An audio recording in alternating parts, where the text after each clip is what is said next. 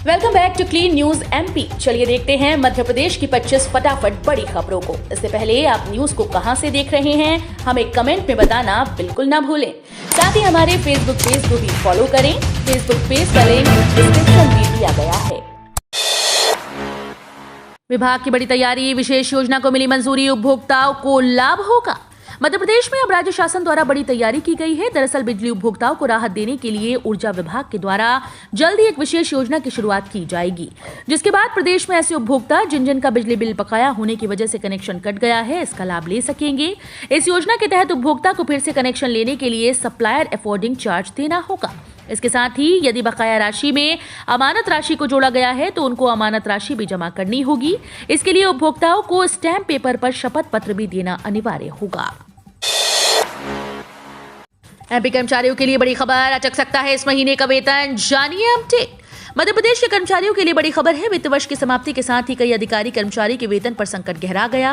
दरअसल अधिकारी कर्मचारियों के अपने ईएसएस प्रोफाइल को अपडेट करने के दिशा निर्देश दिए गए थे। बावजूद इसके कई अधिकारी कर्मचारी की प्रोफाइल अपडेट न होने की स्थिति में उनका वेतन अटकना तय माना जा रहा है। प्रदेश के आधे से अधिक कर्मचारियों को आर्थिक रूप से बड़ा झटका लगेगा। बता दें कि राज्य शासन की तरफ से कर्मचारियों को अपने employ self service database model को अपडेट करने के दिशा निर्देश दिए गए थे। वहीं लाखों कर्मचारियों का ईएसएस डेटाबेस अभी अपडेट नहीं हो सका है। मध्य प्रदेश में प्राथमिक शिक्षक पात्रता परीक्षा 2 दिन बाद, अभ्यर्थी इन बातों का रखे ध्यान, जानिए परीक्षा केंद्रों पर कैसे रहेंगे इंतजाम। प्रोफेशनल एग्जामिनेशन बोर्ड द्वारा आयोजित की जा रही प्राथमिक शिक्षक पात्रता परीक्षा 5 मार्च से शुरू होगी। इसमें प्रदेश भर से करीब 9,37,000 उम्मीदवार शामिल होंगे। इसके लिए पीईबी में परीक्षा केंद्रों की व्यवस्था व नियमों में कुछ बदलाव किए हैं। परीक्षार्थियों से कहा गया कि प्रवेश के समय केंद्र पर किसी भी तरह से भीड़ से बचें और सुरक्षित शारीरिक दूरी का ख्याल रखें। अगर कोई कोविड गाइडलाइन का उल्लंघन करता है तो उसे परीक्षा में बैठने की अनुमति नहीं मिलेगी। इस दौरान 2 पालियों में होने वाली परीक्षा के बाद केंद्रों को सैनिटाइज भी किया जाएगा। 10वीं-12वीं छात्रों के लिए जरूरी खबर, 5 मार्च से कॉपीज का मूल्यांकन, ये रहेंगे नियम। मध्य प्रदेश माध्यमिक शिक्षा मंडल के 10वीं-12वीं के छात्रों के लिए काम की खबर है। स्कूल शिक्षा विभाग के निर्देश के बाद 5 मार्च से कॉपीज का मूल्यांकन का काम शुरू होगा और इसके तहत 28 फरवरी तक हो चुकी दोनों परीक्षाओं की कॉपीज चेक होंगी। इसके लिए विभाग ने शिक्षकों की एक टीम बनाई है जो 2 चरणों में कॉपीज चेक करेगी। मूल्यांकन करने वाले शिक्षकों को मंडल ने सबसे खराब और सबसे अच्छे अंक लाने के लिए विद्यार्थियों पर विशेष ध्यान देने के निर्देश दिए हैं। एमपी बोर्ड द्वारा पहले चरण में करीब 60 लाख कॉपीज का मूल्यांकन किया जाएगा और फिर मार्च में होने वाले पेपर्स की कॉपीज 16 मार्च से चेक की जाएंगी। किसानों की ऋण माफी के लिए बजट में नहीं होगा प्रावधान, ये है इसकी वजह। कांग्रेस की सत्ता में वापसी का बड़ा आधार बनी किसानों की ऋण माफी योजना के लिए बजट में प्रावधान नहीं होगा। शिवराज सरकार ने प्राथमिक कृषि साख सहकारी समितियों पर पड़े आर्थिक भार को देखते हुए वर्ष 2020-21 में 2,000 करोड़ रुपए का प्रावधान किया था। इसमें से 800 करोड़ रुपए समिति को दिए गए थे, लेकिन अब प्रावधान नहीं होगा। मालूम हो कि भाजपा कमलनाथ सरकार की ऋण माफी योजना को किसानों के साथ सबसे बड़ा धोखा करार दे चुकी है। वर्ष 2021-22 में बजट में इस योजना के लिए सिर्फ प्रतीकात्मक राशि रखी गई थी। सहकारी समितियों से हर साल लगभग 25 लाख किसान कर्ज लेते हैं। फसल बीमा योजना, इन किसानों को नहीं मिला फसल बीमा। प्रधानमंत्री फसल बीमा योजना को लेकर सवाल उठते रहे हैं। इसमें कई बार ऐसे मामले सामने आए जिसमें किसान को बीमा क्लेम राशि के भुगतान में देरी किया जाना या कभी बहुत ही कम मुआवजा राशि खाते में आना शामिल है। ठीक ऐसी ही समस्या का इन दिनों सामना कर रहे हैं मध्य प्रदेश राज्य के कई जिलों के किसान। इन जिलों के कई किसानों ने इस संबंध में प्रशासन को शिकायत दी है और समस्या से अवगत कराया। दरअसल हाल ही में प्रदेश के मुख्यमंत्री शिवराज सिंह चौहान ने बैतूल में आयोजित किए गए भव्य फसल बीमा मुआवजा राशि वितरण कार्यक्रम में किसानों को सिंगल क्लिक के माध्यम से फसल क्लेम की राशि का वितरण किया था। मध्य प्रदेश के नए पुलिस महानिदेशक सुधीर कुमार सक्सेना की केंद्र वापसी, नए डीजीपी बनेंगे। मध्य प्रदेश के नए पुलिस महानिदेशक के रूप में 1987 बैच के आईपीएस अधिकारी सुधीर कुमार सक्सेना के डीजीपी बनने का रास्ता साफ हो गया। आज केंद्र सरकार ने उनके मध्य प्रदेश वापसी के आदेश जारी कर दिए और जल्द ही उनके डीजीपी बनने के आदेश जारी होंगे। इससे 1987 बैच के उनके साथी पवन जैन के डीजीपी बनने की संभावना समाप्त हो गई। 1987 बैच के आईपीएस अधिकारियों में वरिष्ठतम अधिकारी सुधीर कुमार सक्सेना अभी केंद्रीय सचिव सुरक्षा के पद पर प्रतिनियुक्ति पर थे, जिनकी सेवाएं प्रदेश को वापस की जा रही हैं।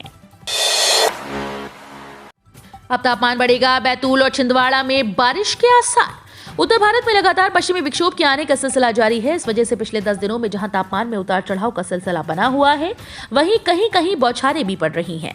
मौसम विज्ञानियों के मुताबिक वर्तमान में भी एक पश्चिमी विक्षोभ अफगानिस्तान और उससे लगे पाकिस्तान पर बना है। इसके असर से दक्षिण पश्चिमी राजस्थान पर एक प्रेरित चक्रवात बन गया है। इन दो वेदर सिस्टम के सक्रिय रहने से आज गुरुवार से तापमान में बढ़ोतरी होने लगेगी। साथ ही बैतूल, छिंदवाड़ा, सिवनी जिले में बौछारें पड़ सकती हैं। 8 मार्च तक चलेगा पटरियों की मरम्मत का काम, यात्री ट्रेन रद्द। पटरियों की मरम्मत का काम फिर से शुरू हो गया है। इस वजह से कई यात्री ट्रेन को रद्द किया जा रहा है। रेलवे ने दक्षिण पूर्व मध्य रेलवे बिलासपुर मंडल के चुल्हा अनूपपुर रेलखंड पर तीसरी लाइन जोड़ने के लिए अनूपपुर स्टेशन पर 8 मार्च तक पटरियों की मरम्मत का काम चलेगा।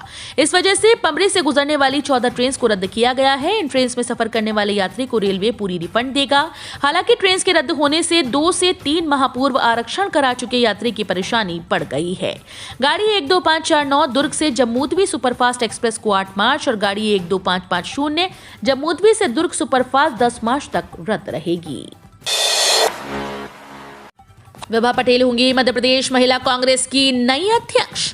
कांग्रेस के कर्मठ और वरिष्ठ कार्यकर्ता विभा पटेल प्रदेश महिला कांग्रेस की कमान संभालेंगी। अखिल भारतीय कांग्रेस कमेटी के महासचिव केसी वेणुगोपाल ने विभा पटेल की नियुक्ति के आदेश जारी कर दिए हैं। उन्हें हाल ही में हटाई गई अर्चना जायसवाल के स्थान पर यह दायित्व दिया गया। भोपाल के महापौर रह चुकी विभा पटेल प्रदेश महिला कांग्रेस की नई अध्यक्ष होंगी।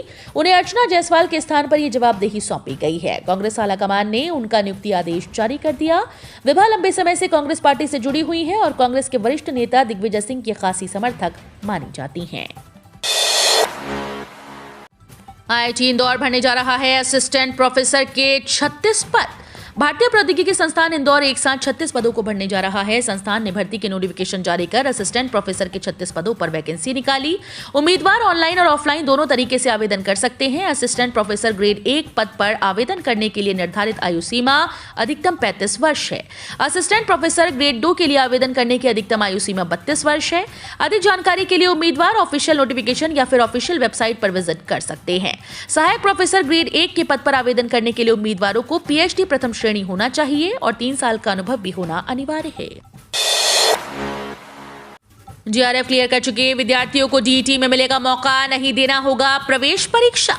जूनियर रिसर्च फेलोशिप परीक्षा पास कर चुके विद्यार्थियों को देवी अहिल्या विश्वविद्यालय ने PhD करने का मौका देने जा रही है। इन्हें डॉक्टरल एंट्रेंस टेस्ट की प्रवेश प्रक्रिया से जुड़ने का फैसला किया है। खास बात यह है कि इन विद्यार्थियों को प्रवेश परीक्षा देने की जरूरत नहीं, सीधे रिसर्च एडवाइजरी कमेटी की प्रक्रिया में शामिल करेंगे। उधर विश्वविद्यालय प्रशासन ने PhD गाइड से खाली सीट्स की जानकारी मांगी। इतिहास, अंग्रेजी, डांस, योग, पत्रकारिता जैसे 12 विषयों को DET से जोड़ा गया है। साथ ही विश्वविद्यालय ने दिसंबर 2019 में JRF पास कर चुके विद्यार्थियों को भी PhD में प्रवेश देने पर विचार किया। मध्य प्रदेश का बजट सत्र। कांग्रेस को छोड़कर भाजपा का दामन थामने वाले मध्य प्रदेश के विधायक सचिन बिरला की सदस्यता आज भी बरकरार है, क्योंकि अभी विधानसभा अध्यक्ष गिरीश गौतम ने उनकी सदस्यता को लेकर कोई फैसला नहीं लिया। ऐसे में आने वाले बजट सत्र में बिरला विधानसभा में कांग्रेस विधायकों के साथ ही बैठेंगे। अक्टूबर में हुए लोकसभा व विधानसभा उपचुनाव के दौरान बड़वाह से कांग्रेस विधायक सचिन बिरला ने मतदान के 4 दिन पहले पार्टी को छोड़कर भाजपा का दामन थाम लिया था, मगर उन्होंने अब तक विधायकी से इस्तीफा नहीं दिया। कांग्रेस की ओर से उनके दल बदल करने को आधार बताकर उनकी सदस्यता को समाप्त करने का जो आवेदन दिया था वो एक बार तकनीकी खामियों के कारण निरस्त हो चुका है। पीएम मोदी ने कहा, भारतीयों को यूक्रेन से लाने में कोई कसर नहीं छोड़ेंगे। प्रधानमंत्री नरेंद्र मोदी ने कहा कि भारत सरकार यूक्रेन में फंसे भारतीयों को बचाने में कोई कसर नहीं छोड़ रही।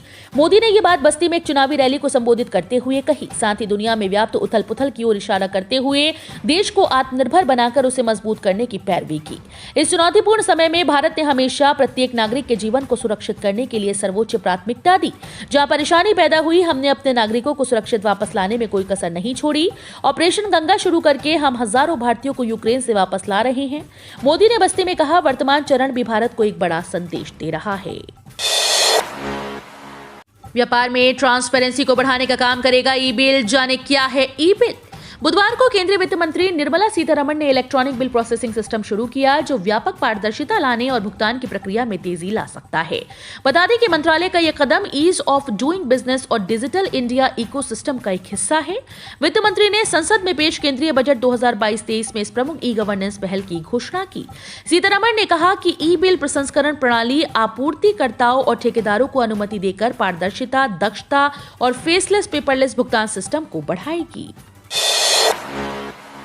यूजीसी की बड़ी तैयारी, ड्राफ्ट होगा तैयार, 15 मार्च तक मांगे गए सुझाव। यूजीसी छात्रों को एक बड़ी राहत देने की तैयारी में है। दरअसल नई शिक्षा नीति के तहत मुक्त और दूरस्थ शिक्षा कार्यक्रम और ऑनलाइन कार्यक्रम पर यूजीसी द्वारा छात्रों और विशेषज्ञ से सुझाव टिप्पणी आमंत्रित की गई। यूजीसी जल्द ही दूरस्थ शिक्षा के लिए ऑनलाइन कोर्स तैयार करने की तैयारी करे, जिसके लिए ड्राफ्ट तैयार करने के लिए छात्र और विशेषज्ञ की मांग की गई। माना जा रहा है कि ड्राफ्ट के मुताबिक गाइडलाइन में सभी संस्थानों को 40% पाठ्यक्रम बाहरी स्रोत से, जबकि 60% को एंड टेक कंपनीज की सहायता से विकसित करने की अनुमति दी जा सकती है। विश्वविद्यालय अनुदान आयोग ने उच्च संस्थानों के लिए मसौदा दिशा निर्देश जारी किए हैं। एसबीआई की इस स्कीम में केवल 1000 रुपए से करें निवेश, टैक्स छूट समेत मिलेंगे कई फायदे। जब अपनी मेहनत की कमाई पर टैक्स बचाने की बात आती है तो हर कोई टैक्स देने से बचने के विकल्प तलाशता है। इसके लिए कई टैक्स सेविंग इंस्ट्रूमेंट्स उपलब्ध हैं। टैक्स बचाने के लिए आपको टैक्स सेविंग स्कीम चुननी होगी ताकि इनकम टैक्स रिटर्न दाखिल करते समय आप इसका लाभ उठा सकें। एसबीआई टैक्स सेविंग स्कीम 2006 एक ऐसा निवेश विकल्प है। देश के टॉप लीडर ने अपने आधिकारिक हैंडल के जरिए ट्वीट किया है, SBI tax saving term deposit के साथ अपनी बचत बढ़ाएं। मेरी पॉलिसी मेरे हाथ योजना के तहत किसानों के घर तक पहुंचेगा फसल बीमा योजना के दस्तावेज, मिलेंगे कई फायदे। सरकार किसानों की मदद के लिए अलग अलग तरह की कई योजनाएं लेकर आती रहती है। इनमें प्रधानमंत्री किसान सम्मान निधि योजना से लेकर फसल बीमा योजना आदि जैसी कई योजनाएं शामिल हैं। फसल बीमा योजना की शुरुआत सरकार ने साल 2016 में की थी। अब सरकार ने इस योजना को लेकर बड़े बदलाव किए हैं। पहले किसानों को इस योजना की हार्ड कॉपी नहीं मिलती थी। इस कारण किसी तरह के नुकसान के बाद भी लोगों के पास दस्तावेज की कमी के कारण बीमा क्लेम नहीं हो पाता था। अब सरकार ने किसानों के दस्तावेज संबंधी परेशानी को दूर करने के लिए कदम उठाया है। प्राइवेट और सरकारी कर्मचारियों के लिए जरूरी खबर, पीएफ खाते के रिटर्न पर इस साल से टैक्स लेगी सरकार। प्राइवेट और सरकारी कर्मचारी दोनों के लिए सबसे जरूरी खबर है वो ये कि 1 अप्रैल 2022 से पीएफ खाते के रिटर्न पर इनकम टैक्स लगेगा। आयकर विभाग ने नियम लागू कर दिया है। सीबीडीटी इस तारीख के बाद इनकम टैक्स रूल 2021 पर अमल करेगा। इस रूल के दायरे में एम्प्लॉय प्रोविडेंट फंड और जनरल प्रोविडेंट फंड दोनों के तहत खाते आएंगे। बता दें कि वित्त मंत्री निर्मला सीतारमण ने बजट 2021 में खास ऐलान किया था। उन्होंने ईपीएफ खाते में 2.5 लाख रुपए तक टैक्स फ्री योगदान का कैप लगाया था, यानी इसके ऊपर योगदान की ब्याज आय पर टैक्स लगेगा। वहीं सरकारी कर्मचारियों के मामले में जीपीएफ में टैक्स फ्री योगदान की सीमा 5 लाख रुपए सालाना है। एसबीआई, एचडीएफसी और कैनरा बैंक के कस्टमर्स की बल्ले बल्ले, बैंकों ने दिया ये तोहफा। एसबीआई, एचडीएफसी बैंक के बाद अब कैनरा बैंक ने अपने करोड़ों ग्राहकों को खुशखबरी दी है। सार्वजनिक क्षेत्र के कैनरा बैंक ने अलग अलग टाइम पीरियड वाली फिक्स डिपॉजिट पर 0.25% तक ब्याज दरें बढ़ा दी।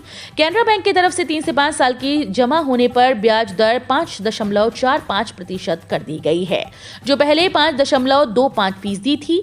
बैंक की तरफ से कहा गया कि 5 से 10 साल की सावधि जमा पर अधिकतम 0.25% की बढ़ोतरी कर ब्याज दर को 5.5% कर दिया गया है।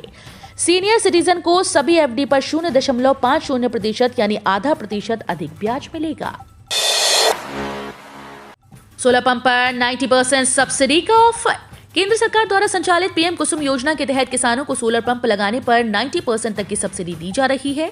किसान प्रधानमंत्री कुसुम योजना के लिए आवेदन करके सब्सिडी का लाभ ले सकते हैं। साथ ही आपको बता दें कि बंजर जमीन का इस्तेमाल भी किया जा सकता है। इस योजना का लाभ देश के सभी किसान उठा पाएंगे।